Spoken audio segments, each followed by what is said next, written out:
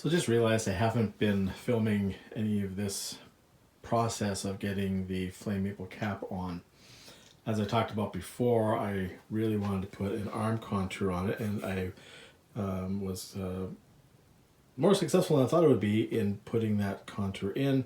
It turned out nice and smooth, nice straight line for it, and looking really good. And then I was looking at the flame maple cap and looking at how I'm going to actually get it to go over the contour. My naive self initially was thinking I could just bend it, and you know, maple is very hard.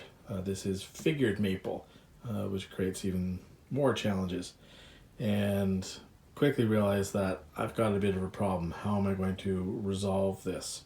I have seen people putting relief cuts in it, but I was still concerned about doing that. What's it going to look like on the side? You know, all of those things combined. And just had a real sinking feeling like I may not actually be able to do this, and I'm going to have to start over again making a new body. Not the end of the world, but still not an exciting endeavor. So I called up my brother-in-law, who is a genius when it comes to woodworking, although I think he'll probably be chuckling when I say that on video. But in my opinion, he is a genius because he's far more knowledgeable about woodworking than I am. So his suggestion was to actually cut the top along this line and then joint them together with this being flush to it and this. The problem is I don't have a lot of wood to be playing with because I already went and made the cut around there for the body to match it up, and was also worried about the angle. So hummed and hawed about it, thought about it quite a bit, and then came up with a plan. So made the cut using a thin kerf Japanese pull saw, so taking out as little material as possible, and also keeping it as straight as possible. So I used a straight edge to guide me when I was actually making that cut, and that helped a lot as well. I then thought, well, I would actually flatten them out by using my jointer. I did that for this side and had a little bit of a tear out at the end there, so decided I'm not going to do that for this side and just do everything the laborious way, and that is using leveling beam, sandpaper on it, and because I know that this is at a perfect 90-degree angle, I know it will match this at the right angle as long as this is at a 90-degree angle. So I've done so. I still need to do a little bit more on it, but basically was able to use this kind of like its own shooting board to get that nice and flat, and still needs a little bit of work, but and of course it's not quite perfectly flat, but it's looking like it's going to join up pretty good, and I don't have that sinking feeling in my gut anymore that I have really screwed up and won't be able to fix it. So we'll see how it goes, but I think it's going to turn out better than I had hoped.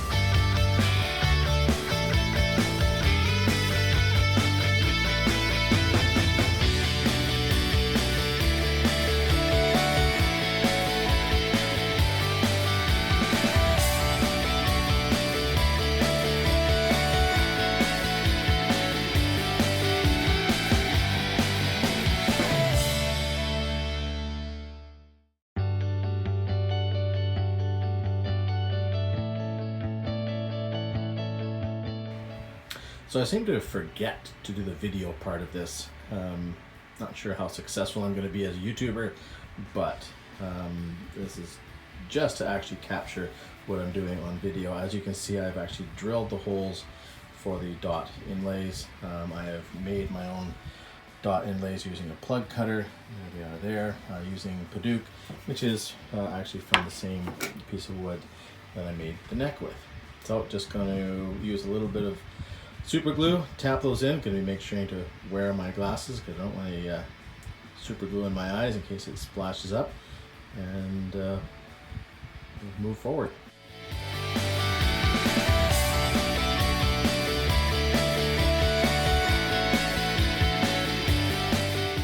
So here we are, getting down to the final stages. This is my neck.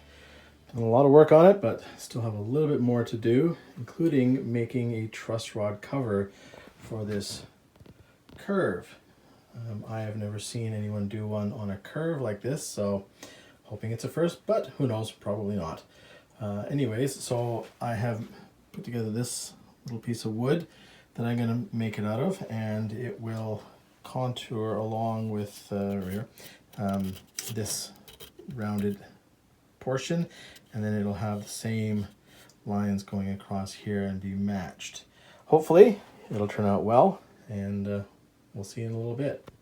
So just working on my truss rod cover.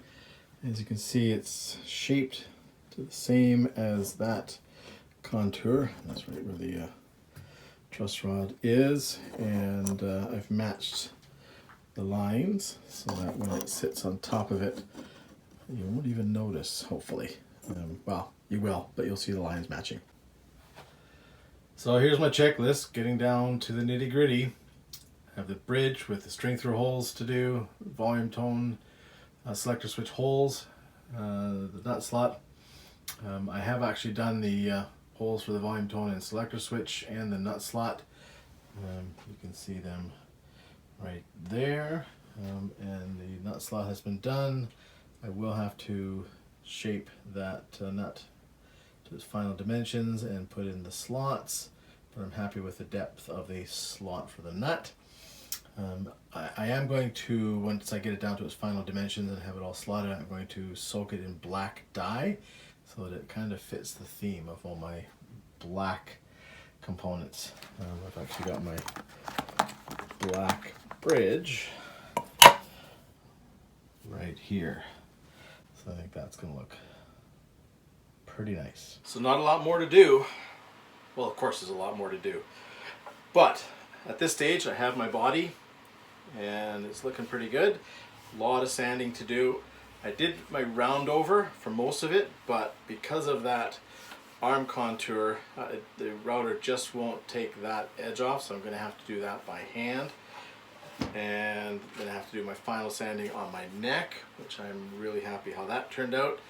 I made, can I get it in close there to the camera, see if you can see that there. I made my own truss rod cover that is contoured to that round edge right there. I'm really happy how that turned out. Managed to match the maple stripes in there, so I was super stoked about that. So now it's sand, sand, sand some more, sand until my will to live is gone.